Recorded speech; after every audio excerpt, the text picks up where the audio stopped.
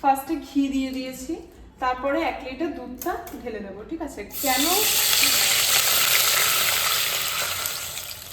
ঘি দেওয়ার পর দুধটা দিলাম, যাতে লেগে না যায়। এই যে গ্রেট করা গাজরগুলো দুধের মধ্যে ঢেলে দিলাম।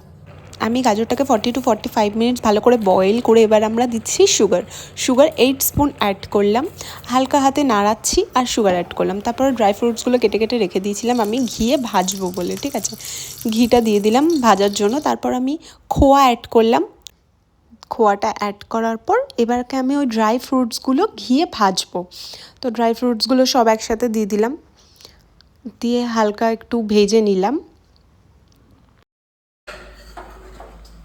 খোয়াটা দেওয়া হয়ে গেছে। দেওয়ার পর এবার আমি এই যে রোস্ট করে রেখে দিয়েছি এইটা দিয়ে দিলাম। রোস্ট করলাম, তোমাদেরকে দেখালাম ঘি দিয়ে, এগুলো সব একটু দিয়ে দিচ্ছি।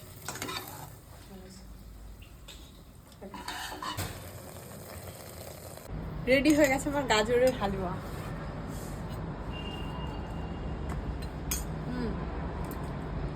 আমি বানিয়েছি বলে বলছি না, খুব খুব খুব টেস্টি হয়েছে।